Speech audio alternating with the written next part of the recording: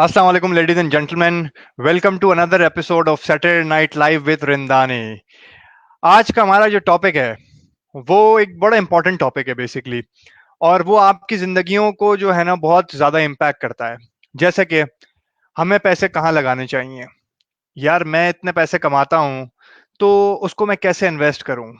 अक्सर औकात हम एक दूसरे से ये बात करते पाए जाते हैं कि जिंदगी जो है वो पे चेक टू पे चेक रह गई है. यार, पैसे बचते नहीं है. यार, थोड़े से पैसे हैं. अक्सर औकात सोल ब्रदर एक ग्रुप है, उसके ऊपर एक पोस्ट में देखता हूँ अमूमन हर महीने कोई एक शख्स जरूर ये पोस्ट लगाता है कि I have 100,000 rupees, how can I invest that money. और उस पे मैं नीचे देखता हूँ सीरीज ऑफ थ्रेड्स आ रहे होते हैं, और उसके ऊपर कई लोग अपनी एडवाइस देते हैं, कई लोग जो है वो और बहुत सारी चीजें बताते हैं. बहुत सारी मर्तबा मैं अपने दोस्तों से पूछता हूँ, मेरे दोस्त मुझसे कहते हैं कि यार हम बिजनेस करना चाहते हैं, हम कैसे करें. कुछ लोग कहते हैं लाला पेंडेमिक है, पेंडेमिक में किस तरह आप इन्वेस्टमेंट करेंगे. यार, क्या आपने खाना खाना बंद कर दिया है? क्या दुनिया ने जो है वो अपनी फैक्ट्रीज बंद कर दी हैं? क्या जो है वो लोगों ने प्रोडक्ट्स खरीदना बंद कर दिए हैं? बिल्कुल भी नहीं. जिंदगी चल रही है. जिंदगी उसी तरह से चल रही है. जिंदगी के चलने के तौर तरीके जरूर बदलें. छोटी सी एग्जांपल मैं आपको देता हूं, just to give you a perspective and then we'll move on towards the topic. uh, जब कोरोना आया, basically when COVID-19 started, what happened was, because I work in a consumer research industry, so what happens is that we researched that and we found out that there are two types of consumer segments. दो किस्म के consumer segments जो हैं वो बन गए. एक वो कंज्यूमर सेगमेंट है जिसकी जिंदगी को जो है डायरेक्ट इम्पैक्ट हुआ है बारहा कोविड-19 की वजह से.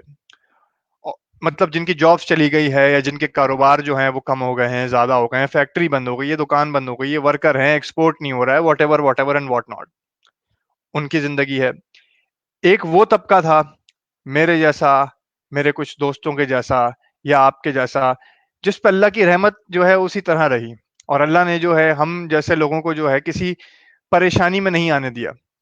हमारी जिंदगी उसी तरह रवा दवा चलती रही, कोई फाइनेंशियल इम्पैक्ट नहीं आया. हाँ, जिंदगी जरूर बदली, लॉकडाउन की वजह से, चीजों की वजह से तौर तरीके जरूर बदले, लेकिन फाइनेंशियल इम्पैक्ट नहीं था कोई. दोनों के कंजम्पशन पैटर्न में फर्क है, बारहा फर्क है. देखिए, जिसके पास इनकम कम हो गई है, ऑब्वियसली अगर वो पहले जो है let suppose Ben and Jerry's सा आइसक्रीम खा रहे थे, तो मेरा ख्याल है शायद अब वो वॉल्स का 1 लीटर वाला पैक खा रहे होंगे. यार, जो लोग पहले जो है वो 4 मरतबा हफ्ते में जो है वो, अगर कपल की बात करते हैं, 5-5 हज़ार का खाना बाहर खा रहे थे या 3 हज़ार का खाना बाहर खा रहे थे, लेट सपोज फाइन डाइनिंग के लिए. मैं अभी जो है ऑर्डर्स की बात नहीं कर रहा हूँ, going out and eating out. वो शायद एक बार खा रहे हो, अगर खाना बंद हो गया तो ऑर्डर कर रहे हो 1-2 मरतबा, this this and this what and what not. The point is कि जिंदगियां बदली हैं और दो बड़े मेजर कंज्यूमर सेगमेंट्स जो है इस वक्त बन गए हैं, लेकिन दोनों की नीड्स अलग अलग हैं और सवालात भी अलग अलग हैं. कुछ लोग कह रहे हैं कि जी हमारे पास तो पैसे हैं, हम इन्वेस्ट कैसे करेंगे उसे. और कुछ लोग ऐसे हैं कि हमारे पास पैसे नहीं हैं, लेकिन जो थोड़े बहुत हैं उसको सेव कैसे करें उन पैसों को. मैं आज कोशिश करूंगा, और मेरी ये काविश है बेसिकली, कि इस एपिसोड के अंदर जो है हम आपके कुछ ऐसे सवालात के जवाब दें जिसको शायद जो है वो कोई इंडस्ट्री एक्सपर्ट ही दे सकता है. थोड़ा सा मैं अपना तारुफ करा देता हूं कि अगर मैं इस टॉपिक पे बात कर रहा हूं तो इस पे क्या मेरी रिसर्च है. देखें, I joined financial markets in 2016 and I have a vast experience, not, you can not say vast, but obviously a moderate experience of working in the financial markets for about 4-5 years. I have worked in stock exchange, I have worked on a couple of deals as well. तो investments की मुझे understanding है, और मैं चाहता हूं कि मैं उसमें से कुछ छोटी सी नॉलेज जो है वो मैं आपसे शेयर कर सकूं, ताकि मैं आप लोगों को ये बता सकूं कि आप लोगों को जो है अगर पैसा इन्वेस्ट करना है, how are you going to do that, where are you going to do that, and what is it that you're looking at. सबसे पहला हमारा सवाल ये है कि जब हम बात करते हैं इन्वेस्टमेंट्स की, तो what do we mean by that, what is an investment actually. चलें छोड़ें, इन्वेस्टमेंट से भी पहले हम बात करते हैं एसेट की. कोई चीज जिसमें आप इन्वेस्ट करते हैं, let suppose and you buy something of it, right, that is called an asset. What is an asset. Professor Aswath Damodaran जो है, one of my mentors as well, New York Stern School of Business पढ़ाते हैं. He defines an asset as value of an asset की अगर बात करते हैं, he defines the value of an asset is its future cash flows, growth and risk. Future cash flows, growth and risk. Future cash flows क्या है? कि मुस्तकबिल के अंदर जो है उस एसेट से मुझे कितने पैसे मिलेंगे या कितने पैसे जनरेट कर सकूंगा मैं, ये क्या वैल्यू से जनरेट करूंगा, ग्रोथ कितने फीसद से उस एसेट की वैल्यू जो है वो बढ़ेगी। कैश फ्लो अलग है और वैल्यू अलग है। कैश फ्लो और वैल्यू का फर्क क्या है मैं आपको एक सेकंड में बताता हूँ। कैश फ्लो और वैल्यू का फर्क ये है कि लेट सपोज आपने एक घर खरीदा आज की तारीख के अंदर जो है 1 करोड़ रुपए का। उस घर को आपने किराए पे लगा दिया। उस घर का किराया आपको आता है 20,000 रुपए। हर महीने आप जो 20,000 रुपए कमा रहे हैं वो उसके फ्यूचर कैश फ्लोज हैं। और 3 साल के बाद जब आप उस घर को बेचने की कोशिश करेंगे तो उस घर की वैल्यू लेट सपोज 2 करोड़ रुपए है। तो वो उसकी ग्रोथ है, वो उस घर की ग्रोथ है बेसिकली। सो फ्यूचर क्या है, what is the value of an asset, the value of an asset is its future cash flows growth and risk. What is the risk actually, risk basically financial terms के अंदर कहते हैं volatility या fluctuation in the value of an asset. अब risk क्या है basically, let suppose कि जब आपने 3 साल के बाद वो घर बेचना शुरू किया, लेट सपोज उस 3 साल के बीच में एक साल ऐसा भी आया आपने आज घर लिया 1 करोड़ रुपए का और उसके बाद उस इलाके के अंदर जो है पानी बंद हो गया आना, लेट सपोज, या उस इलाके के अंदर जो है वो पीटीसीएल वालों ने जो है वो लाइन डालनी थी और वो पूरी जो जो सड़क उस इलाके की जाती थी उसमें खड्डे खोद दिए उन्होंने। तो इसकी वजह से उसकी प्रॉपर्टी पर डायरेक्ट इम्पैक्ट आया और उस घर की वैल्यू जो है 1 करोड़ से 80 लाख हो गई। तो that is called fluctuation, that is called the risk. 20% आपकी वैल्यू डाउन हो गई, that is the risk, right. फिर हुआ क्या, थोड़े टाइम के बाद 3 साल के बाद जब आप ऑब्वियसली वो लाइनें बन गई, वो घर फिर करोड़ का हुआ, फिर 1 करोड़ 20 का हुआ, अगेन एप्रिसिएशन ऑफ 20%, राइट। फिर 1 करोड़ 40 का हुआ, फिर 1 करोड़ 50 का हुआ, फिर 1 करोड़ 50 के बाद वहां पे जो है वो किस, लेट सपोज जो है वो 3 मर्डर हो गए, घर की वैल्यू फिर 1 30 हो गई, फिर नीचे आ गई दूसरे साल। That's how it works, right, ऊपर नीचे, that's called fluctuation, that's called risk. और तीसरे साल में जब आपने बेचने की कोशिश करी तो उस घर की वैल्यू थी 2 करोड़ रुपए। सो ये तो वैल्यू ऑफ एन एसेट है, जिस चीज में आप इन्वेस्ट करते हैं। अब सवाल मेरा ये है कि एक नॉर्मल इंसान की अगर हम बात करते हैं कि जो पे चेक टू पे चेक काम करते हैं, ठीक है ना, उनको सबसे पहले तो ये बताना जरूरी है, जो मैं अमूमन देखता हूँ कि लोगों को जो है ये एजुकेट होने की जरूरत है कि इन्वेस्टमेंट है क्या basically, like what are the avenues of investment. First of all ये तो आपको पता हो ना कि मैं इन्वेस्ट पैसा करूंगा कहाँ। एब्सोल्यूट अबिस के अंदर तो आप नहीं खड़े हो ना, मतलब बिल्कुल ब्लैंक तो नहीं होंगे। हमारे यहाँ अक्सर औकात लोग जो है बिल्कुल डार्क में होते हैं कि जिनको पता ही नहीं होता कि करना क्या है अपने पैसों के साथ। देखें, इन्वेस्टमेंट करने के ना 4 बड़े तरीकेकार है। 4 से 5 मार्केट्स हैं आपके पास इन्वेस्टमेंट करने के लिए।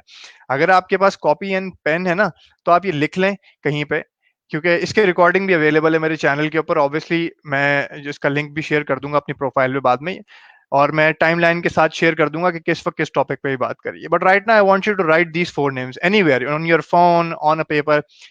4 एवेन्यूज हैं आपके पास, 4 से 5 एवेन्यूज होते हैं इन्वेस्टमेंट करने के। सबसे पहला आपके पास इन्वेस्टमेंट का ऑप्शन होता है स्टॉक्स, जिसको हम शेयर्स कहते हैं। दूसरा आपके पास होते हैं बॉन्ड्स। ये वो वाले बॉन्ड्स की बात नहीं कर रहा हूं मैं जिसको प्राइस बॉन्ड लोग समझते हैं, ठीक है ना।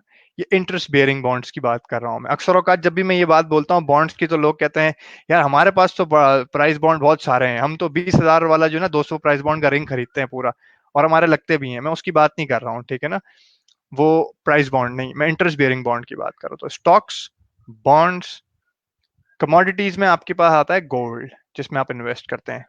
नॉर्मली लोग गोल्ड में करते हैं लेकिन मैं इनको कमोडिटीज बोलता हूँ ब्रॉडर रेंज के अंदर। कमोडिटीज एंड प्रॉपर्टी, लैंड के अंदर इन्वेस्टमेंट करते हैं आप। अब सवाल ये है मेरा, बड़ा जबरदस्त सवाल आपसे, कि ये 4 चीजें जिसमें आप इन्वेस्ट कर सकते हैं, ठीक है ना। लेट सपोज एक नॉर्मल आदमी की बात करते हैं, एक नॉर्मल इंसान की बात करते हैं जो middle class, upper middle class की, जिसकी सैलरी एक ऑन एन एवरेज हम एक सैलरी लेते हैं लेट सपोज 80,000 रुपए या लाख रुपए, ठीक है। अच्छा, अब सबसे पहला तो उसका मसला ये है कि वो इंसान पे चेक टू पे चेक जी रहा है। तो पहला तो उसको इस पे चेक टू पे चेक के साइकिल से बाहर निकलना पड़ेगा। पेचेक टू पेचेक के साइकिल से आप बाहर कैसे निकलेंगे। देखें, सबसे पहली चीज जो मेरे उस्ताद ने मुझे जिंदगी में सिखाई थी ना, वो ये है कि unless and until you acknowledge that there is a problem, what are you going to solve then. जब तक आप ये चीज एक्नॉलेज नहीं करेंगे कि कोई मसला है, ठीक है ना, जिंदगी के अंदर, जब तक जो है आप उस मसले को सॉल्व कैसे करेंगे। You are not going to be able to solve that problem, right. So पहले तो आपको ये चीज एक्नॉलेज करनी है कि अगर आप पेचेक टू पेचेक जी रहे हैं and you are not able to save any money, it means that there is a problem. There is a problem in your lifestyle, dude. because you're not prepared for any rainy day, and you are totally based on luck. और Murphy का law है, if anything will go wrong it will go wrong, if not today may B 5 years down the line, right? अगर आपको लगता है कि आपका सांस फूलता है, आप सीढ़ी चढ़ते हैं 3 फ्लोर्स की, आपका सांस ज्यादा फूलता है, लेकिन आप कहते हैं कोई बात नहीं, तो I think there is some problem with your health, right? If not today may be 4 years down the line you might have an heart attack, आपको शायद को कोरोनरी डिजीज हो जाए, ठीक है ना? अच्छा, कुछ लोग हमसे कह रहे हैं जी म्यूचुअल फंड्स और अलमीजान टाइप इंस्टीट्यूट्स में भी इन्वेस्ट करते हैं। बिल्कुल करते हैं। अनस इस पे भी जरूर बात करेंगे obviously. Mutual funds basically stock bonds जो है वो इसी का कॉम्बिनेशन है, ठीक है ना? तो म्यूचुअल फंड्स खुद का इन्वेस्ट करते हैं। म्यूचुअल फंड्स या तो स्टॉक में इन्वेस्ट करते हैं या बॉन्ड्स में इन्वेस्ट करते हैं। तो जब हम स्टॉक्स और बॉन्ड्स को डिटेल में बात करेंगे तो मैं आपको म्यूचुअल फंड्स भी बताऊंगा। तो इस पेचेक टू पेचेक का जो साइकिल है, इससे कैसे बाहर निकला जाएगा? इसके लिए एक टर्म इस्तेमाल होती है फाइनेंस के अंदर, उसको कहते हैं पर्सनल फाइनेंस।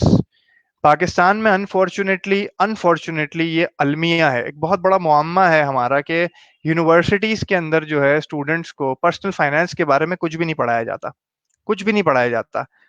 आपको ये नहीं पता, एक फाइनेंस से ग्रेजुएट होने वाले बच्चे को ये नहीं पता कि उसने अपनी जिंदगी को जो है वो किस तरह से पेचेक टू पेचेक साइकिल से निकालना है। सबसे पहली चीज जिसको आप कहते हैं कि एग्जॉर्बिटेंट स्पेंडिंग, प्रॉब्लम को एड्रेस करने की सबसे पहली चीज है एग्जॉर्बिटेंट स्पेंडिंग। लेट सपोज आपकी सैलरी 80,000 रुपए, आप महीने में 4 बार बाहर खाना खाते हैं, हर हफ्ते में ऑर्डर्स की बात नहीं कर रहा हूँ, you go out and you spend food, let suppose you're 2 people, you're a couple, right? You spend 2,500 rupees, that is 10,000 rupees a month spent on just eating for 4 days, right? That that 10,000 rupees translates into 120,000 rupees a month, a year. अब 1,20,000 रुपए जो है आप साल के इसमें invest करें। इस तरह बहुत सारी चीजें जो आपकी नेसेसिटी नहीं है, शायद आपकी नीड नहीं है, ठीक है ना? लेकिन जरूरी नहीं है कि आप सिर्फ नीड पे जिंदा रहें, लेकिन ये भी जरूरी नहीं है कि आप जो एग्जॉर्बिटेंट स्पेंडिंग करते रहें फॉर डिजायर्स, एग्जॉर्बिटेंट स्पेंडिंग करते रहें अपने साथ, ये भी जरूरी नहीं है। तो आपको सबसे पहली चीज जो करनी है लाइफ के अंदर वो ये करनी है कि आपने ये देखना है कि मैं अपनी जिंदगी में वो कौन सी ऐसी चीजें हैं जिनका इस्तेमाल नहीं करता, जिनकी मेरी जिंदगी में कोई वैल्यू नहीं है। अक्सर औकात हम बैठते हैं ऑनलाइन और कुछ चीज मंगा लेते हैं जिसको इस्तेमाल नहीं करते। अक्सर औकात आप किसी दोस्त से मिलते हैं, वो कहता है कि यार मेरे पास तो ये चीज है, एंड यू रियलाइज के यार मेरे पास तो नहीं है, and then you go out and you buy that thing, right? तो क्या आपको ये चीज खरीदने की जरूरत थी? देखें, दो बड़े इंपॉर्टेंट वर्ड्स हैं, बेम्यूज्ड एंड डिटैच्ड। अगर आपने कामयाब इंसान बनना है ना, और मैं आपको आने वाली सीरीज के अंदर जो है आज के जमाने के कामयाब लोगों को, जो हम और आप में से ही निकले, हमारे अपने दोस्तों की मिसाल दूंगा, जिन्होंने जिंदगी में, हमारे आने वाले एपिसोड जो होंगे वो उन्हीं लोगों के साथ होंगे। और इंशाल्लाह ताला आप देखेंगे मैं आपको ऐसे लोगों से मिलाऊंगा कि जिन लोगों ने जिंदगी इस लाइफ में हमारे साथ पढ़ते हुए उसी जिंदगी के अंदर बहुत सारी चीजें अचीव करी हैं। कैसे अचीव करी हैं? दो वर्ड्स हैं, बेम्यूज्ड एंड डिटैच्ड। इसको लिख लें अपने पास, बेम्यूज्ड एंड डिटैच्ड। बेम्यूज्ड एंड डिटैच्ड सूफी की जिंदगी को सम अप करता है। सूफिज्म जितना भी है ना वो इन दो अल्फाज के अंदर है, बेम्यूज्ड एंड डिटैच्ड। बेम्यूज्ड एंड डिटैचमेंट क्या है? आप एक गाड़ी के पास से गुजरते हैं, अगर आप एक नॉर्मल आदमी हैं जो कि इस दुनिया के अंदर जो है, इस दुनिया की चकाचौंध रोशनी और इसमें जो डिजायर्स हैं उससे घिरा हुआ है, तो वो जब गाड़ी के सामने से गुजरेगा और खूबसूरत गाड़ी होगी, वो खड़ा रहेगा उस गाड़ी के सामने, बोलेगा क्या जबरदस्त गाड़ी है। थोड़ी देर के बाद सोच आएगी, यार बड़ी खूबसूरत गाड़ी है, वाह यार इसके टायर कितने अच्छे हैं। थोड़ी देर के पास सोच आएगी, यार कितना खुशनसीब है वो शख्स जिसके पास ये गाड़ी है। चौथी सोच जो है शायद ये आए, काश ये गाड़ी मेरे पास होती। फिर अफसोस होगा कि यह गाड़ी मेरे पास नहीं है। फिर थोड़ी देर के बाद ख्याल आएगा ये गाड़ी मेरे पास होनी चाहिए। फिर ख्याल आएगा मैं ये गाड़ी कैसे ले सकता हूँ। और उसके बाद फिर आप जो है अपनी जिंदगी में एक नई चीज को वेलकम करेंगे, उस गाड़ी को। और फिर आप जो है अपनी उस सोच को जो है, तमाम चीजें जो आप कर रहे थे छोड़ के, उस वक्त उस सोच में लग जाएंगे कि मैं ये गाड़ी कैसे ले सकता हूँ। और अगर आपके पास मीन्स हैं तो हो सकता है कि आप अगले हफ्ते वो गाड़ी भी ले लें। और अक्सर औकात हम इसी तरह स्पेंडिंग करते हैं, ठीक है ना? इसको कहते हैं इम्पल्सिव स्पेंडिंग। इसके लिए मैं क्या करता हूँ, देखिए मैं सबसे ज्यादा इम्पल्सिव स्पेंडर था, and to be very honest with you, मेरा पर्सनल एक्सपीरियंस ये है। अभी भी मैं आपको बता रहा हूँ, आज भी मैंने दिन के कोई 30-40 मिनट जाया करे हैं सिर्फ बैठ के फिटनेस प्रोडक्ट्स देखने में। एंड आई मेरे कार्ट के अंदर 15 प्रोडक्ट्स थे, 30,000 रुपए के प्रोडक्ट्स में डाल चुका था अपने कार्ट्स के अंदर, and I was about to buy them. But then I realize मेरा एक रूल है, rule number one, before buying anything मैंने ये रूल बना लिया अपनी लाइफ का। मैं अपने आप से ये पूछता हूँ, और मैं अपने आप को एक हफ्ता देता हूँ पहले, उस चीज को बाय करने से पहले मैं अपने आप को एक हफ्ता देता हूँ, और एक हफ्ते के बाद मैं पूछता हूँ, do I really need that stuff? अच्छा, पूरा नहीं चाहिए तो what do I need in that stuff? Absolute बेर एसेंशियल क्या है उसमें से मेरे लिए, जिसको मैं इस्तेमाल करूंगा पूरा? तो एक हफ्ता जरूर दें अपने आप को, अनलेस एंड अनटिल कोई ऐसी चीज है जिसके बगैर आपकी जिंदगी नहीं चलेगी कल। और अगर बिम्यूज एंड डिटैच की हम बात कर रहे थे, और अगर आप बिम्यूज एंड डिटैच्ड हैं, सूफिज्म को जरा सा अंडरस्टैंड करते हैं अपनी लाइफ के अंदर, तो पता है क्या होगा? एक इंसान, एक शख्स जो बेम्यूज एंड डिटैच है, वो उस गाड़ी के आगे से गुजरेगा और वो बोलेगा गाड़ी बड़ी जबरदस्त है यार, बेहतरीन गाड़ी है, एंड दैट्स अबाउट इट, और वहां से मूव कर जाएगा। क्योंकि उसकी जिंदगी में उस गाड़ी के लिए अप्रिसिएशन तो है लेकिन जगह नहीं है, क्योंकि उसको पता है कि ये गाड़ी उसका मकसद नहीं है। And that's the same thing, right? बहुत सारी चीजें आपकी जिंदगी का मकसद नहीं है, तो सबसे पहले आपने अपनी लाइफ के अंदर जो है वो चीजें काटनी है जिसकी यूटिलिटी आप ड्राइव नहीं करते, जिसकी फुल वैल्यू आप ड्राइव नहीं करते, जिसका मकसद आपकी जिंदगी से कनेक्टेड नहीं है, आपके लॉन्ग टर्म विजन और गोल्स के साथ जो है वो स्पेंडिंग जो है वो कनेक्टेड नहीं है। उन चीजों को अपनी जिंदगी से बाहर निकाल लें। फिर बहुत सारी ऐसी चीजें हैं जो आपकी लाइफ में कंट्रीब्यूट करती हैं, नेगेटिवली कंट्रीब्यूट करती हैं। फॉर एग्जाम्पल, अगर आप रोज रात में जो है वो बाहर का खाना खाते हैं, और 10 साल के बाद आपको पता है कि यार आपको हार्ट अटैक भी होना है, तो आपसे बड़ा बेवकूफ आदमी कोई नहीं है। मुझसे बड़ा बेवकूफ आदमी कोई नहीं है, अगर मैं जो हूँ वो रोज बाहर का खाना खाऊं और 10 साल के बाद अपने आप को जो है हार्ट अटैक भी दे दो। तो we need to think like that, right? लेकिन मसला ये है कि human minds are very good at avoiding negative and bad news. अब जब मैंने आपको ये बात बोली है ना, तो आप बोलेंगे ये बात सही नहीं है, आप फौरन इसको निगेट कर देंगे, which I completely understand, because I have been a long term smoker as well, right? And I have been very good at avoiding this. I understand, लेकिन there is a comes a point in time in life. देखें, जब पानी sir से गुजर जाता है ना, तो उसके बाद रियलाइज करने का ज्यादा फायदा नहीं है। आज शायद मौका है, और मैं उन लोगों से बात कर रहा हूं जिनका एज ग्रुप मेरे जैसा है। आज मौका है आपके पास। मैं ये नहीं कहता कि आप बाहर का खाना बिल्कुल बंद कर दें, देखें ऐसा बिल्कुल भी नहीं है। Even I smoke one cigarette a month, may be 1-2 cigarette a week, sometimes, whatever, ठीक है ना? Although I am into a lot of fitness, but कभी कभी आप अपने आप को ट्रीट कर देते हैं लाइफ में, that's fine. The point is very simple, the point is के इरेगुलरिटीज जो है ना उसको रिमूव करें अपनी लाइफ से, वो पैसा आपको कंट्रीब्यूट करेगा आपकी लाइफ के अंदर इन द लॉन्ग रन। जब आप इस किस्म की चीजों से निकलते हैं, आप ये देखें कि बहुत सारी चीजें आपने किस्तों पे ली हुई हैं, तो क्या आप उसको इस्तेमाल करते हैं? नहीं करते हैं, उससे भी बाहर निकलें, जो पैसा आपके पास है उसको स्पेंड करें। 2010 के अंदर मैं एक कॉल सेंटर में काम करता था, एक मुझे उस टाइम पे ज्यादा पता नहीं था तो चीजों का, हम लोग एक किसी कैंपेन पे काम करते थे। I I was talking to this lady and she taught me this very beautiful line. She said that we don't have a credit card. मैंने कहा, ma'am, why don't you have a credit card? She said, because we ain't no living above our means. We ain't no living above our means. So I was in a bit of a shock at that moment, right? Because I never thought about it कि America के अंदर भी कोई बंदा credit card नहीं लेगा शायद। तो लोग ऐसे भी हैं जो अपने मीन्स से ऊपर नहीं जाते। Not against credit cards. The point is, why do you have to live above your means? Something that you can't afford, please don't buy that. Okay? That's how it works. तो जब आप पे check to पे check के cycle से निकलते हैं ना, और आप थोड़े छोटी सी अमाउंट भी सेव करने की कोशिश करते हैं, अब वो कैसे करते हैं बेसिकली देखें। सबसे पहले आप लिस्ट डाउन कर लें कि आपके इनकम के सोर्सेज क्या हैं, सारे के सारे इनकम के सोर्सेज लिस्ट डाउन कर लें हर महीने बैठ के।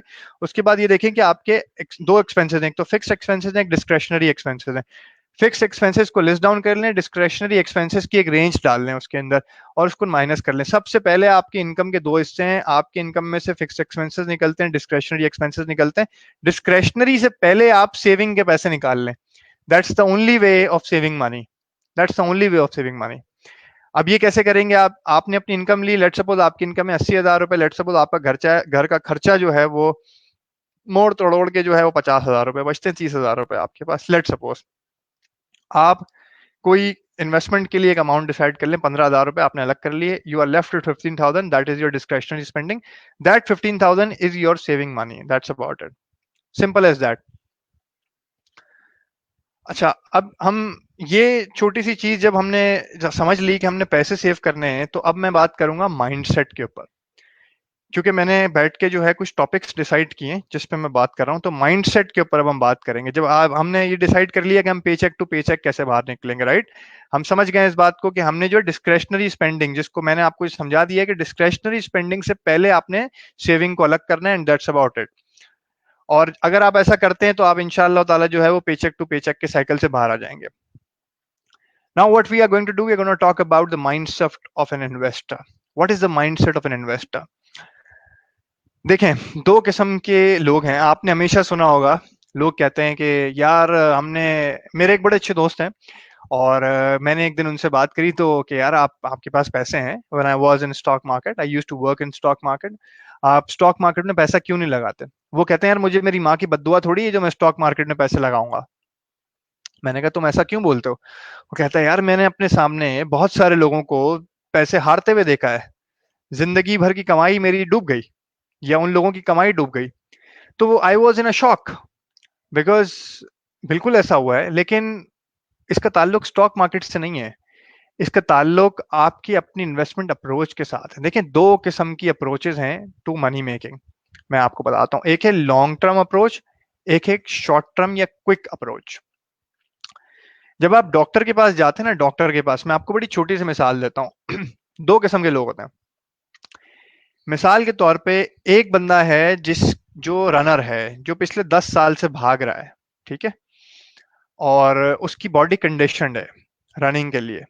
लेट सपोज एक चीज होती है रनर्स नी, लेट सपोज उसका जो है वो एक लिगमेंट जो है वो टोन हो जाता है, घुटने के साथ का एक टिश्यू फट जाता है, लेट सपोज आम जबान में। और एक आप हैं, आपने 1 महीना पहले भागना शुरू किया है और आपने ज्यादा भागने की कोशिश करी और आपका घुटने का एक जो है वो मसल टोन हो गया। ये लेट सपोज आप भागे भी नहीं, आप कुछ काम कर रहे थे और आपके घुटने का एक मसल जो है वो टोन हो गया, लेट सपोज फट गया, वजन उठा लिया आपने, घर के सामान की शिफ्टिंग थी। जब आप डॉक्टर के पास जाएंगे तो मेरा आपसे सवाल ये है कि डॉक्टर जो है वो दोनों को एक किस्म की दवाई देगा, एक तरह की, या दोनों को अलग तरह की दवाई देगा? दोनों को डॉक्टर अलग तरह की दवाई देगा। क्यों? उसकी वजह यह है कि डॉक्टर आपको जो दवाई देगा ना, आपको बोलेगा कि आप रेस्ट करें, आप बिल्कुल भी वॉक ना करें, आप ये कम से कम वॉक करें, आप 2-3 टाइम बर्फ लगाएं, आप एंटीबायोटिक्स खाएं, आप ये खाएं, आप वो खाएं, आप 10 चीजें करें। और जो रनर है, डॉक्टर उसको बोलेगा कि यार आप जो है ना अपनी रनिंग को बंद करें, सबसे पहले आप 1 हफ्ते का रेस्ट लें, आप जो है वो लिगमेंट को जो है वो रिप्ले जो है प्रॉपरली हील होने दें, और इसके बाद you can work on that whatever you are doing right now. क्योंकि उनको, डॉक्टर को पता है कि उस बंदे का मसल हील हो सकता है जल्दी, क्योंकि उसकी कंडीशनिंग हुई हुई है बॉडी की, और आपका मसल जो है शायद 2 महीने ले हील होने के लिए। देखिए, इन्वेस्टमेंट में भी ऐसी अप्रोच है, दो किस्म की अप्रोचेज है। एक आम आदमी जब स्टॉक मार्केट में जाता है ना इन्वेस्ट करने के लिए, लेट सपोज अभी स्टॉक मार्केट की बात करते हैं और इन्वेस्टमेंट ऑप्शंस की भी बात करेंगे।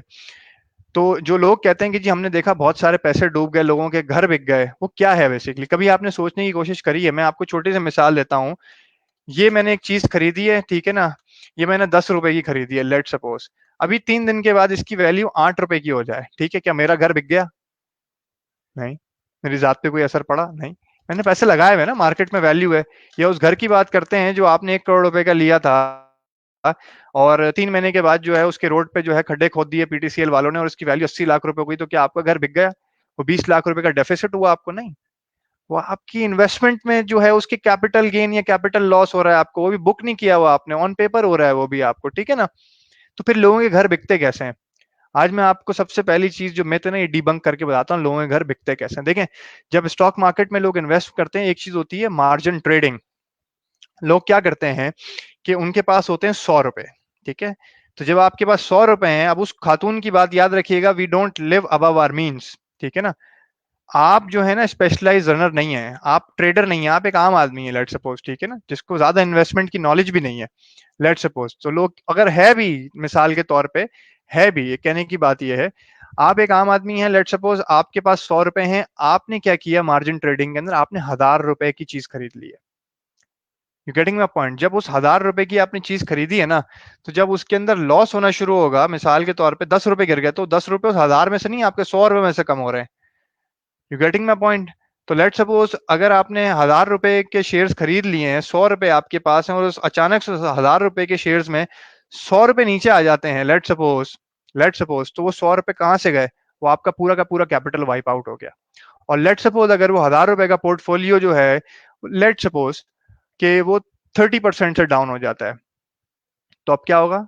अब आप 200 रुपए डेट के अंदर खड़े हुए हैं जो आपको सिक्योरिटी ब्रोकर को देने हैं, क्योंकि आपके पास तो 100 रुपए थे, वो 100 रुपए पहले 100 रुपए में वाइप आउट हो गए। जैसे ही उस पोर्टफोलियो की वैल्यू 900 रुपए हुई, आपका कैपिटल चला गया। ठीक है। और अगर लेट सपोज वो एक ही झटके के अंदर जो है 30% डाउन हुआ एक ही दिन में, लेट सपोज आपको मार्जिन कॉल भी नहीं आ सकेगी, उससे पहले जो है वो आपके पैसे चले गए। और अगर आपके पास इतनी स्ट्रेंथ नहीं है कि आप दिन के आखिर के अंदर जो है ना वो पैसे दे सकें, तो आप पैसे वो बेचेंगे, वो स्टॉक, और अब आप जो है ब्रोकर को वो पैसे देंगे। वो तो अच्छा हुआ कि ऑब्वियसली 2000 जो है वो 7-8 में जिस किस्म के मार्केट क्रैशेस हुई, और ओवर लेवरेज की वजह से लोगों ने इसी तरह जो है, लोगों के पास जो 2008 के बड़े फेमस डिबैकल है वो क्या है, लोगों के पास 100-100 रुपए थे, लोगों ने 500-500 रुपए का माल खरीदा हुआ था, शेयर्स खरीदे हुए थे, जिनकी वैल्यू जब कम हुई तो उससे बहुत सारे ब्रोकरेजेस डिफॉल्ट हो गए, क्योंकि लोगों के पास लॉसेस कवर करने के पैसे नहीं थे। इसी वजह से लोगों के घर बिक गए, इसी वजह से लोगों की गाड़ियां बिक गई, क्योंकि उन्होंने लोगों को पैसे वापस देने थे ब्रोकर्स को। ठीक है ना। जिन लोगों के पास कैश पे चीजें पड़ी हुई थी उनको कोई फर्क नहीं पड़ा, उनको बिल्कुल भी कोई फर्क नहीं पड़ा। मेरे पास ये डब्बा पड़ा हुआ है, ये डब्बा 2008 में लेट सपोज जो है 1 रुपए का हो गया, मैंने 10 रुपए का खरीदा था, डजेंट मैटर, मेरे बैंक अकाउंट से कोई पैसे नहीं जाएंगे, मेरा घर नहीं बिकेगा। तो जो लोग स्टॉक मार्केट में इन्वेस्ट करते हैं सर, उनको माँ की बद्दुआ नहीं है, सबसे पहली चीज। हाँ, जो लोग जुए वाली मेंटेलिटी से, जो लोग गैम्बलिंग मेंटेलिटी से पैसा कमाने की कोशिश करते हैं, उनको उनकी माँ की बद्दुआ है। I'm not gonna say anything to that because obviously gambling is a mental, you can say, addiction. Gambling addiction is a mental disorder जिसका इलाज करवाएं आप जाके, अगर आप जो है वो सही फैसला नहीं ले सकते। लेकिन आम आदमी क्या करेगा? अब जब हमने ये बात समझ ली कि एक चीज मार्जिन ट्रेडिंग है और स्टॉक में इन्वेस्टमेंट हो सकती है, देखें ट्रेडिंग और इन्वेस्टमेंट अलग चीज है, ठीक है ना। ट्रेडिंग क्या है? मैंने अभी लिया और मैंने 2 दिन के बाद बेच दिया, मैंने आधे घंटे के बाद बेच दिया, ठीक है ना, that is called trading. For that क्या आपके पास इतना टाइम है? आपको दो सवाल अपने आप से पूछने पड़ेंगे। अगर मेरे जैसा आदमी जो 9 to 6 एक जॉब करता है, ठीक है ना, इसका काम कुछ और है, लेट्स सपोज कंसल्टिंग मेरा काम है, मैं पूरा दिन मार्केट्स नहीं देख सकता, तो क्या मैं इन्वेस्टमेंट्स कर रहा हूँ? बिल्कुल कर रहा हूँ। क्या मेरे पास इन्वेस्टमेंट्स हैं स्टॉक मार्केट में? बिल्कुल है। क्या मैं ट्रेडिंग कर रहा हूँ? बिल्कुल भी नहीं। ट्रेडिंग का मतलब ये होता है कि आपने आज लिया, आपने कल बेच दिया for a small amount of profit, right. Investment का मतलब ये होता है कि you buy something, you hold that and then you sell it after a certain period of time. This is called passive investment. या एक्टिव भी आप इसको इस तरह से कर सकते हैं कि आप हर महीने बाद अपने पोर्टफोलियो को विजिट कर रहे हो, तो आप देख रहे हो कि अच्छा ये ऊपर नीचे हुआ है, मैं इसको बेच सकता हूँ, इसको खरीद सकता हूँ, दिस एंड दैट। तो अब आप क्या करेंगे बेसिकली? देखें, अब आपके पास दो ऑप्शंस है। अब अनस ने जो सवाल पूछा था म्यूचुअल फंड वाला, हमारे पास दो ऑप्शंस है। अब आप क्या करेंगे? अगर आपने स्टॉक मार्केट में इन्वेस्ट करना है तो आप सबसे पहले किसी सिक्योरिटी ब्रोकर के पास अकाउंट खोलेंगे। सिक्योरिटी ब्रोकर क्या होता है? सिक्योरिटी ब्रोकर बेसिकली, जैसे आप स्टेट बैंक में अकाउंट नहीं खुलवा सकते, अपना बैंक अकाउंट आपको किसी बैंक में अकाउंट खुलवाना पड़ता है, और वो बैंक जो है वो गारंटीड बाय स्टेट बैंक है। इसी तरह जो है आप डायरेक्ट स्टॉक एक्सचेंज के अंदर अकाउंट नहीं खुलवा सकते, आप एक सिक्योरिटी ब्रोकरेज या ब्रोकरेज अकाउंट में जो है अकाउंट खुलवाते हैं। और ब्रोकरेज अकाउंट में जब आप अकाउंट खुलवाते हैं तो ब्रोकरेज जो है वो is backed by Pakistan stock exchange, ठीक है जी। सवाल दूसरा पैदा ये होता है, भाई कौन से ब्रोकरेज में हम अकाउंट खुलवाएं? देखें जी, ब्रोकरेज बहुत तरीके के होते हैं। मेरा आपको सिर्फ छोटा सा एक बड़ा प्रैक्टिकल मशवरा ये, अगर आपके पास ज्यादा पैसे हैं तो आप किसी बड़े ब्रोकरेज अकाउंट में, बड़े ब्रोकरेज के अंदर अपना अकाउंट खुलवाएं। उसकी वजह क्या है मैं आपको बता देता हूँ। देखें, लेट सपोज आपके पास जो है वो 5 लाख रुपए हैं, तो आप, मैं किसी का नाम नहीं लूंगा, लेकिन आप स्टैब्लिश्ड, जैसे कि जो बड़े हमारे पास ब्रोकरेज हाउसेज हैं, एकेडी है, आरिफ हबीब है, जेएस इन्वेस्टमेंट्स हैं, क्यों? ये स्टैब्लिश्ड ब्रोकरेज हाउसेज हैं, ठीक है ना। इनके, मैं क्यों आपको ये एडवाइस कर रहा हूँ उसकी वजह ये है, देखें, इसकी वजह ये है कि जब इनके मिनिमम कैपिटल रिक्वायरमेंट जो अकाउंट खोलने की है वो 50,000 ये लाख रुपए है, ठीक है ना। तो मिनिमम अमाउंट है, तो आप इनमें अकाउंट आराम से खुलवा सकते हैं, पहली बात। अगर आपके पास कम पैसे हैं, लेट सपोज आपके पास हैं ही 50,000 रुपए, तो अब आप कैसे अकाउंट खोलेंगे? आप बात करके देख सकते हैं। अगर नहीं है तो आप सेकंड ईयर में अकाउंट खुलवा सकते हैं। आप किसी और अच्छे, आप पूछ सकते हैं अपने पेयर्स के अंदर कि यार सेकंड ईयर में कौन से ऐसे अकाउंट्स हैं जो इनसे कम में अकाउंट खोल देते हैं, ठीक है ना, आप उसके अंदर अकाउंट खोल रहे हैं। एंड मेक श्योर कि आप ब्रोकर के बारे में जरूर पता कर लें कि आपका ब्रोकर जो है वो डिफॉल्ट तो नहीं हुआ कभी, ब्रोकर कैसा है आपका, ठीक है ना, दिस एंड दैट। जिनका अच्छा ऑफिस है बिजनेस एंड फाइनेंस सेंटर के अंदर, 2-3 अच्छे ब्रोकरेज हाउसेज हैं, आप जरूर उसके अंदर अकाउंट खोलें, ठीक है ना। और उसकी वजह ये कि उनकी कैपिटल रिक्वायरमेंट कम होती है, आप 5,000 से भी अकाउंट खोल सकते हैं। सवाल हमारे पास ये आता है कि minimum amount for stock trading and trading according to you. देखें जी, मिनिमम अमाउंट मैंने जिस तरह आपको बताया कि 50,000 लाख रुपए से लेके 5,000 भी है, ठीक है ना। बड़े ब्रोकरेज हाउसेज जो हैं उनकी मिनिमम रिक्वायरमेंट जो है वो कम से कम जो है वो 50,000 लाख रुपए होती है, और जो second tier mid tier houses होते हैं उनकी 5,000 10,000 भी होती है। ठीक है। मेरे दोस्त बिलाल कह रहे हैं पर्ल सिक्योरिटीज, बिल्कुल आप पर्ल सिक्योरिटीज में भी खोल सकते हैं, आप SCS ट्रेड में, आप ट्रस्ट सिक्योरिटीज में, आप डार्सन्स में खोल सकते हैं। ये मिड टियर अच्छे ब्रोकरेज हाउसेज हैं हमारे पास, और बड़े वाले जो हैं वो आरिफ हबीब है, JS है, या आपके पास जो है वो AKD इन्वेस्टमेंट्स, AKD सिक्योरिटीज। तो ये आपका सवाल का जवाब हो गया। तीसरी चीज आपके पास ये होती है, अब हमारे पास जब हमने अकाउंट खोल लिया तो अब हम क्या करें। देखें, आपने अकाउंट खोल लिया ना, तो जरूरी नहीं है कि आप फॉरेन स्टॉक खरीद लें। मैं आपको एक बड़ी जबरदस्त सी एक चीज बताता हूँ जो आपको समझ में आ जाएगी। जब मैंने स्टॉक मार्केट में अपना करियर शुरू किया तो आई वाज अमेज्ड टू सी कि लिफ्ट वाला भी आपको बता सकता है कि जो है वो लिफ्ट में मैं जा रहा हूँ, और मुझे लिफ्ट वाला भी बता रहा है कि सर आज ये मार्केट कैसी थी और कौन से स्टॉक में पैसे लगाने चाहिए। मैं दोपहर का खाना खाने के लिए I went out for a lunch, और मुझे रेडी वाले चने वाला भी कह रहा है किसी को कि तुमको जो है ना वो पेल लेना चाहिए, किसी बंदे ने कहा कुछ और लेना चाहिए। PEL basically it's the name for PEL, PEL was Pakistan Electron, एक शेयर था। तो इस किस्म का एक्सपीरियंस जब मुझे हुआ तो मुझे रियलाइज हुआ कि people are very good at spreading information. एक किताब का मैं आपको रेफरेंस देता हूँ, ऐसे ही मजे की बातें सामने ही रखी हुई है। बिजनेस एडवेंचर्स एक बुक है, इसमें 5-6 कहानियां हैं। You know that I love reading stories. इसमें एक कहानी है जिसमें एम्स्टरडेम में सबसे पहला स्टॉक एक्सचेंज खुला था, और उसका एक ट्रेडर था जिसका नाम था डेला वेगा। उसने अपनी कोई किताब लिखी, उस किताब का नाम था कन्फ्यूजन ऑफ कन्फ्यूजन। उसमें वो ये लाइन लिखता है, बेसिकली जो लाइन मैंने यहाँ मार्क करी हुई है, मैं आपको दिखा भी दूंगा। ये जो लाइन है, इसमें ये लाइन कहता है कि people are very clever in inventing reasons for what have done. जो हो चुका है ना उसमें लोग बड़े क्लेवर हैं रीजंस इन्वेंट करने के लिए, कि क्यों मार्केट ऊपर गई, क्यों मार्केट नीचे गई। लेकिन वो तो हो चुका है ना। द पॉइंट इज, हर बंदा बता सकता है आपको कि कौन सा स्टॉक आज नीचे गया था या कौन सा स्टॉक आज ऊपर गया था।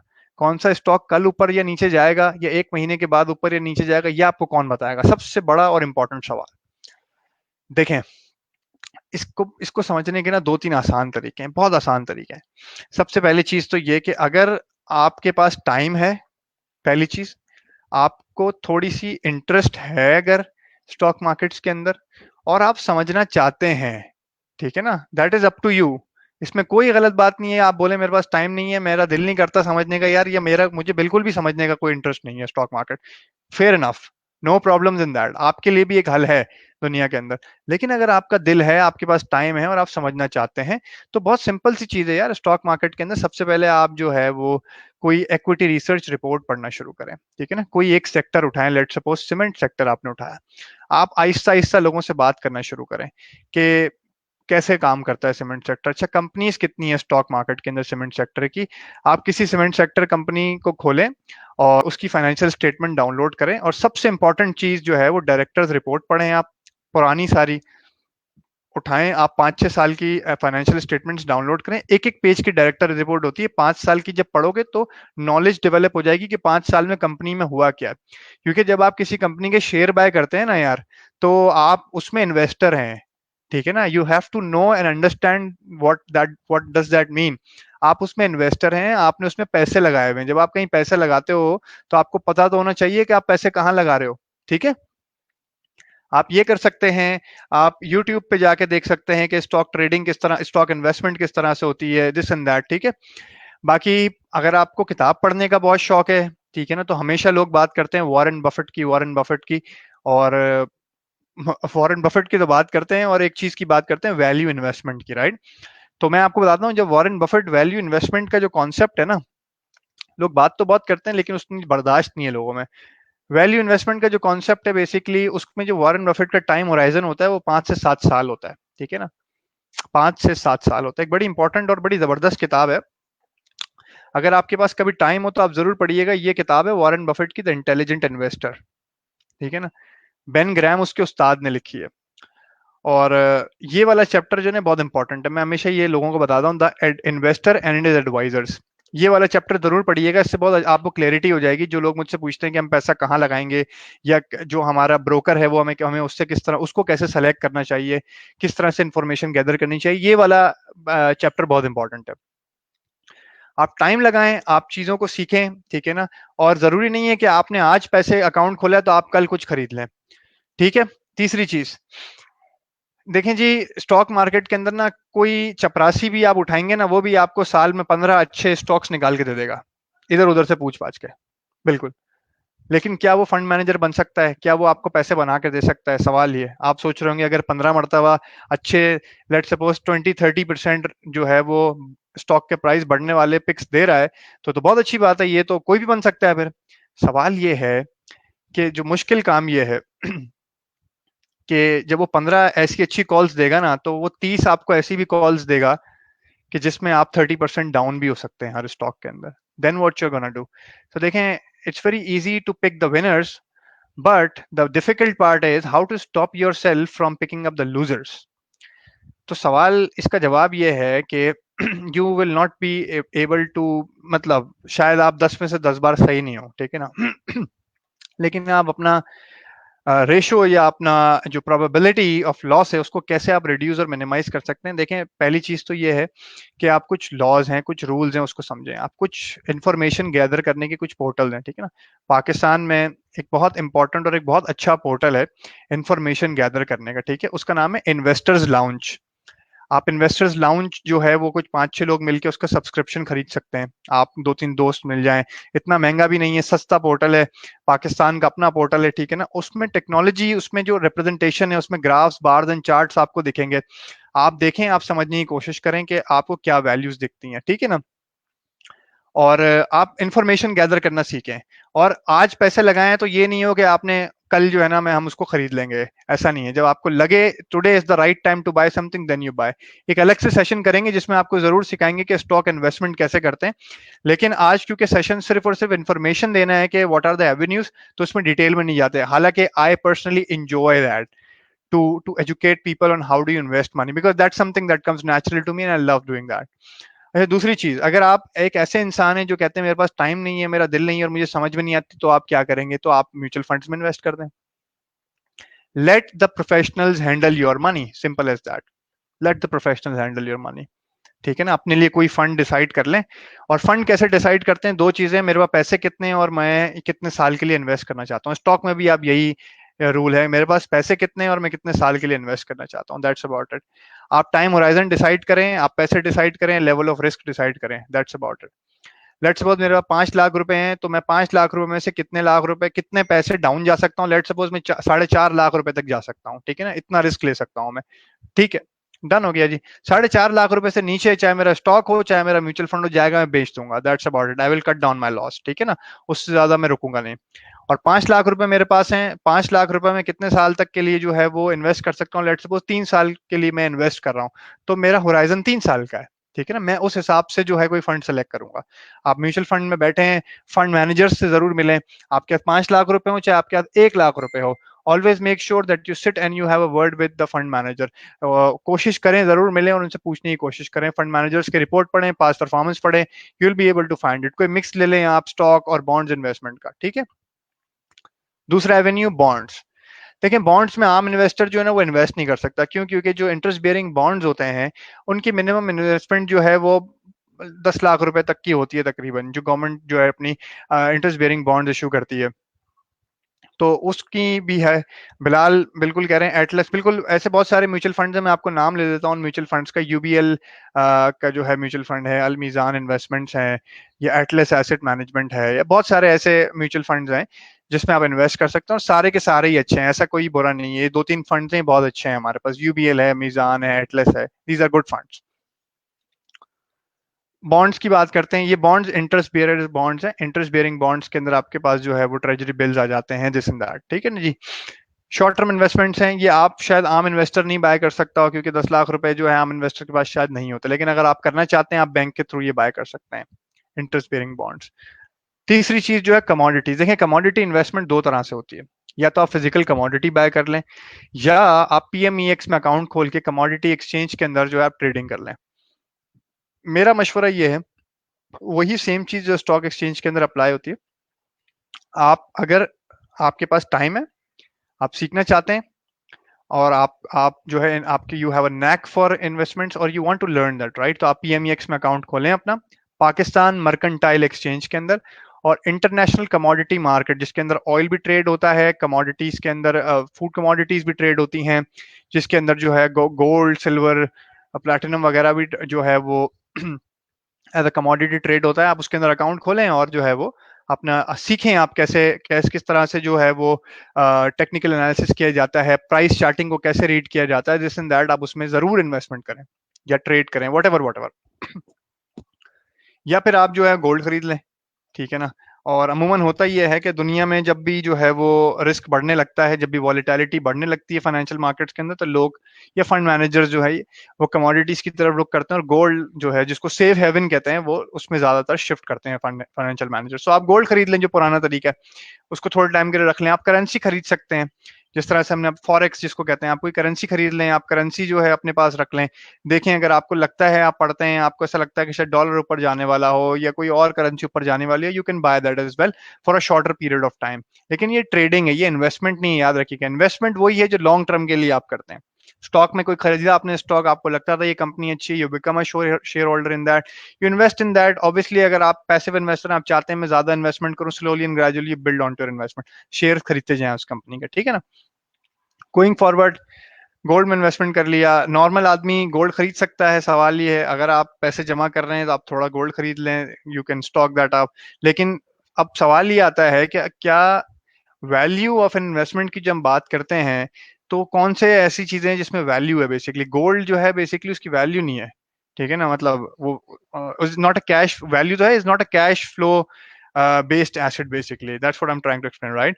गोल्ड की वैल्यू नहीं है कोई, गोल्ड की आप प्राइसिंग कर सकते हैं। देखिए, कमोडिटी की खुद की इनहेरेंट वैल्यू नहीं होती, क्योंकि जैसा हमने पहली डेफिनेशन में बताया था, what is the value of an asset, the value of an asset is its future cash flows, growth and risk, right.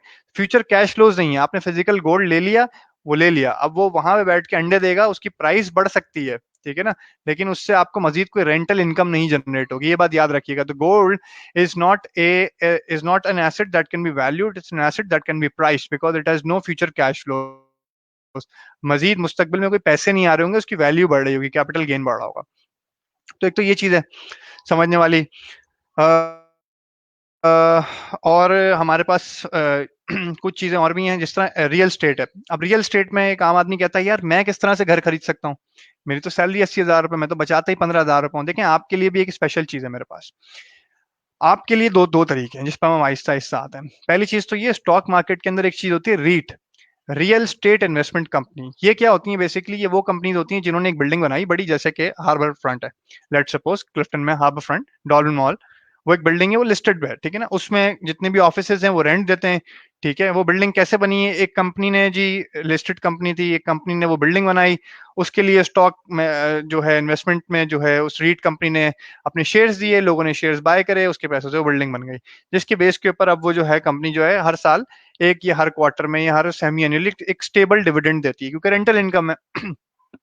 अगर आप घर नहीं खरीद सकते, आप प्लॉट नहीं खरीद सकते, तो आप रीट में इन्वेस्टमेंट कर दें, आपको एक स्टेबल रिटर्न मिलता रहेगा, 10%, 8%, नॉर्मली 8 से 10% का रिटर्न मिलता है। लेकिन अगर आप घर खरीदना चाहते हैं तो आप कैसे खरीदेंगे। तो इससे पहले अब मैं आऊंगा घर खरीदने के हवाले से, दो और तरीके हमारे पास। पहली चीज तो ये है कि चूंकि मैं अक्सर औकात लोग जो हैं उन्हें इंटरेस्ट से प्रॉब्लम है। हम पाकिस्तान में रहते हैं, Pakistan is a Muslim country, obviously people have a natural hatred तो नहीं बोलूंगा, मगर natural tendency to not to go for interest, obviously which is against Islamic laws is well, लोगों को ऐसा लगता है। तो ये कॉमन परसेप्शन, ये नोशन ही है, विच इज फाइन। तो हम इंटरेस्ट या सेविंग अकाउंट्स की बात नहीं करते, ठीक है ना। इसीलिए मैंने आपको ये नहीं बताया कि आप सेविंग अकाउंट में पैसे डाल दें। क्यों, सेविंग अकाउंट में आप पैसे डाल सकते हैं, जो बैंक का रेट है वो आपको मिल जाएगा। हम बात करेंगे इस्लामिक फाइनेंस की। दो तीन चीजें जो आज जिस पे बात करना बड़ा जरूरी है। देखें, अक्सर औकात लोग जो है ना वो कई सुनी बातों पे यकीन कर लेते हैं, कान इधर से पकड़े कान उधर से पकड़े, बात एक ही है। ऐसा नहीं है यार, ऐसा बिल्कुल भी नहीं है। आप कैसे कह सकते हैं यार, by being a Muslim, how can you से कि इस्लामिक फाइनेंस के जो उसूल जो बताए गए हैं, ठीक है ना, वो कान इधर से पकड़ो या कान उधर से पकड़ो, वो आपने तो पढ़ा ही नहीं है। आप मुझे, नॉर्मल लोग जो हैं, जब आप किसी से बात करते हैं, हम उनसे पूछेंगे जी what are the modes of finance in Islam, इस्लाम उनको पता ही नहीं है, लेकिन वो कह रहे हैं कान इधर से पकड़ो कान इधर से पकड़ो, एक ही बात है। ऐसा नहीं है। मैं आपको 4-5 चीजें बता देता हूँ मोटी मोटी, फिर आप खुद उस पर पढ़ लीजिएगा। देखिए इस्लाम में मोड्स ऑफ फाइनेंसिंग के 3-4 बड़े बड़े तरीके हैं, ठीक है ना, जिसके अंदर मुराबाहा है, मुशारका है, मुदारबा है, इजारा है। ठीक है। मुदारबा क्या होता है? मुदारबा is basically pro rata based profit sharing business. That's it. मुदारबा क्या होता है? मुदारबा के अंदर होता है दो लोग होते हैं। एक होता है मुदारिब जो बेसिकली रब्बुल माल होता है, ठीक है ना। और एक होता है जो बंदा मुदारिब होता है जो पैसे ले रहा होता है, ठीक है। आप करते क्या है? बेसिकली होता ये कि लेट सपोज मुझे जो है एक बिजनेस करना है, ठीक है ना। लेट सपोज मेरे 5 दोस्त हैं, उनके पास टाइम नहीं है लेकिन मुझे बिजनेस करना है। लेट सपोज मैं अपने 5 दोस्तों के साथ बैठता हूँ, मैं उन्हें कहता हूँ कि यार आपके पास पैसे हैं, मेरे पास एक्सपर्टीज है, या मेरे पास टाइम है, या वॉट एवर, या मैं ये बिजनेस करना चाहता हूँ, मैं मैनेज करूंगा इसको, आप इन्वेस्ट करो मेरे साथ और मैं मैनेज करूंगा। That's about it. तो वो लोग जो है वो रब्बुल माल हैं, लेट सपोज, ठीक है ना। प्रो रेटा बेस के ऊपर अगर लेट सपोज लाख रुपए की इन्वेस्टमेंट है और उन लोगों ने 10-10 हज़ार रुपए 10 लोगों ने मिलाए हैं, तो वो उसी तरह प्रोरेटा बेस के ऊपर अगर लेट सपोज हमने जो है बिजनेस, क्योंकि मैं मैनेज करूंगा तो ऑब्वियसली, लेकिन रब्बुल माल जो है उसको हमेशा ज्यादा परसेंटेज मिलती है। लेट सपोज 80-20 की बात होती है, मैं 20% का होल्डर हूँ, बाकी बच्चे 80%, तो 80% जो है उन लोगों के अंदर जो है प्रोरेटा डिस्ट्रीब्यूट हो जाएंगे। या मैं 10% का मालिक हूँ, क्योंकि ऑब्वियसली मैं बिजनेस मैनेज कर रहा हूँ, तो बाकी के 90% उन लोगों के अंदर प्रोरेटा डिस्ट्रीब्यूट हो जाएंगे, ठीक है ना। वो रब्बुल माल है। इस्लाम का तरीकेकार, इस्लाम एनकरेज करता है बिजनेस को, ठीक है ना। तो ये तो आपका हो गया मुदारबा।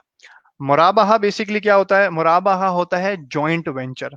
जॉइंट वेंचर क्या होता है? देखें, जिसके बेस के ऊपर ना लोग आप बैंक के साथ मिलके जो घर लेते हो ना, लोग कहते हैं ना कान इधर से पकड़ लें कान उधर से पकड़ लें, एक ही बात है। एक बात नहीं है यार, बिल्कुल भी। आप पहले पढ़े जाके, ठीक है ना। मुराबाहा क्या होता है?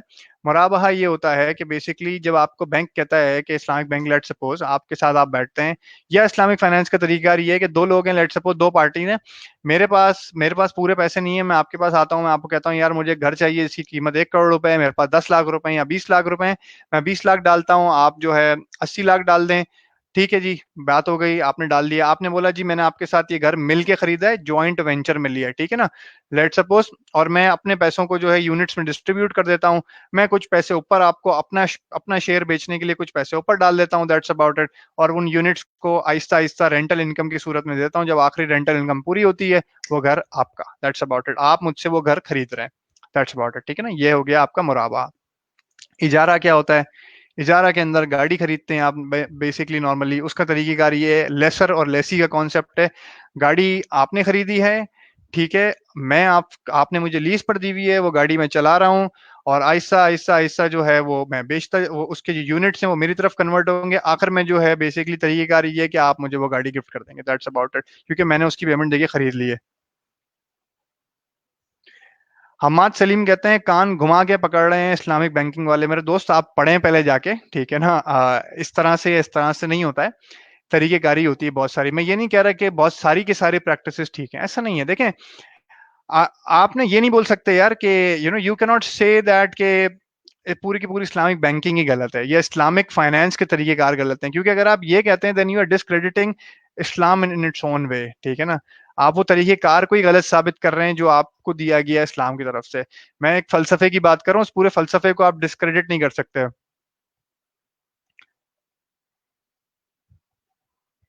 अच्छा, ये कह रहे हैं कि देखें आप कंपैरिजन ही गलत कर रहे हैं ना। आप क्यों रेंटल इनकम किसी को नहीं देंगे? पहला सवाल तो ये है, आप क्यों किसी को रेंटल इनकम नहीं देंगे? इस पे भी हम एक सेशन करेंगे जिसके ऊपर हम डिटेल में जो है वो बात करेंगे इस्लामिक बैंक के ऊपर और इस्लामिक बैंक और इस्लामिक फाइनेंस के प्रोडक्ट्स के ऊपर। लेकिन बहरहाल मकसद ये है कहने का कि जो हमने शुरू किया था कि कॉन्सेप्ट्स ऑफ फाइनेंस और इन्वेस्टिंग की, तो लोग किस तरह से सेविंग कर सकते हैं या आगे कैसे बढ़ सकते हैं। देखें, उसकी वजह ये है कि ये बताने का, ये टॉपिक हिट करने का फायदा ये था कि अगर आपके पास जो है कोई एक्सपर्टीज है और हमारे यहाँ पे कुछ लोग हैं जो आपके दोस्त यार हैं, आप बैठे हैं उनके साथ और उनके साथ बैठ के प्रोरेटा पार्टनरशिप के ऊपर बिजनेस करने की कोशिश जरूर करें। बिजनेस करने की कोशिश जरूर करें, क्योंकि उसके अलावा और कोई चाराकार नहीं है। That's about it. मेरा आप लोगों को मशवरा ये है कि यार, क्योंकि पेंडेमिक है, बहुत सारे लोगों ने बहुत सारे बिजनेसेस बंद हो गए हैं और बहुत सारी अपॉर्चुनिटीज आना शुरू हो रही हैं अब आहिस्ता आहिस्ता। आप लोग बैठे हैं अपने दोस्तों के साथ और कोशिश करें कि अगर आप लोगों के पास जो है किसी के पास पैसे हैं, छोटे छोटे इन्वेस्टमेंट्स के जो पूल आते हैं ना 1-1 लाख रुपए के, आप बैठे हैं, आप 5-5 10-10 लाख रुपए जमा करें, इस तरह 20-20 लाख रुपए जो है वो पूल करें, और सोचें किस बंदे के पास जो है, आपका कौन सा ऐसा दोस्त है जिसके पास एक पर्टिकुलर एक्सपर्टीज है जिससे वो पैसे कमाता है, आप उस पर बैंक करें, उसके साथ प्रॉफिट शेयरिंग करें और उसको कारोबार करवा कर दें। वो बंदा खुद भी पैसे बनाएगा, आपके पैसे पड़े पड़े जो है ना, वो अगले साल जो है वो श्रिंक हो जाएगी उनकी बाइंग वैल्यू। तो आप कोशिश करें कि आप उसको इन्वेस्ट करें। मैं बिलीव करता हूँ शेयर्ड इन्वेस्टमेंट में, उससे लेबर क्रिएट होती है, उससे जॉब्स क्रिएट होती हैं, इकोनॉमी में काम आता है। एंटरप्रेन्योरशिप को मैं बहुत वैल्यू करता हूँ। मैं चाहता हूं कि, और मेरा ये अपना जाती फलसफा है कि instead of only passive instead of only investing in the financial markets, one should have a mix of investments in his life. आपने किसी के साथ मिलके फार्मास्यूटिकल का स्टोर खुलवा दिया, पूरा इन्वेस्टमेंट ना करें यार। आप 10 लोग मिलके खुलवाएं उसको, क्या होगा? आपके आपके पास 2 लाख रुपए थे ना, आपको महीने का 5,000 रुपया भी आता है, 10,000 रुपया भी आता है, तो क्या बुरा है? ठीक है ना, आप 6 महीने में बैठ के उससे पूछ लें, हिसाब ले लें, जिस तरह शेयर होल्डर्स करते हैं मीटिंग के अंदर, आप देख लें, पूछ लें भाई क्या हुआ कारोबार का, कैसा चल रहा है, this and that. That's how it works. तो मैं,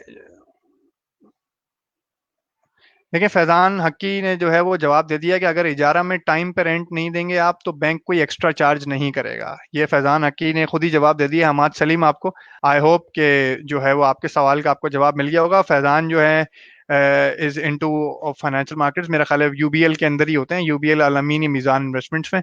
तो अगर आप चाहें तो इनसे प्राइवेट में ही बात कर सकते हैं, आपको डिटेल में समझा देंगे। आखिरी चीज मेरी यार, कि लोग कहते हैं जी हम लाइफ इंश्योरेंस का क्या करें। यार लाइफ इंश्योरेंस का बड़ा सिंपल सा तरीका कार है, तकाफुल कर लो।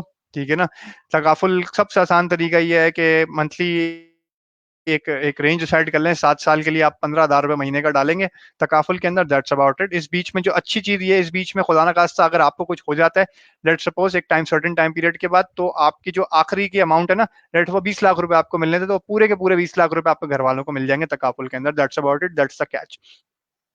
और अगर किसी को जो है वो इसके अलावा और कोई सवालात हों आपके, तो आप ज़रूर मुझे इनबॉक्स कीजिएगा, मैं कोशिश करूंगा आपके सवालात को जो है पर्सनली रिप्लाई करने के। अगर मेरे पास जवाब नहीं होगा, तो मैं जिस तरह फैजान हक्की यहाँ पर है, मैं इस तरह और बहुत लोगों को जानता हूँ, मैं आपको I will definitely try two point you guys in the right direction, so that आपको आपके सवालों के जवाब मिल जाएं और आप कुछ सीख पाएं। बहुत शुक्रिया सर। आज का सैटरडे नाइट लाइव विद रिंदानी यहाँ पे ख़त्म होता है, अपने अख्ताम को पहुँचता है। मैं हूं आपका होस्ट और दोस्त असद रिंदानी, और मैं चाहूंगा कि आप लोग कमेंट करें, शेयर करें, और मेरे यूट्यूब चैनल को सब्सक्राइब भी करें। मेरा यूट्यूब चैनल है असद.रिंदानी। ये वीडियोस पे अपलोड भी हो जाएगी, दूसरी वीडियोस भी, उनको जाके देखें, लाइक करें, शेयर करें, सब्सक्राइब करें। और मुझे सजेशन में ज़रूर बताइएगा कि क्या ऐसी चीज़ें जो आप जानना चाहते थे और मैं नहीं बता सका, तो मैं नेक्स्ट वीडियोस में कोशिश करूंगा उनको एड्रेस करने की। अपना बहुत बहुत ख्याल रखिएगा इन दुआओं के साथ कि अल्लाह हम सब का जो है अपने हिफ्ज़-ओ-मान में रखे। अल्लाह आपका हामी और नासिर। टेक केयर, अल्लाह हाफिज़, बाय बाय।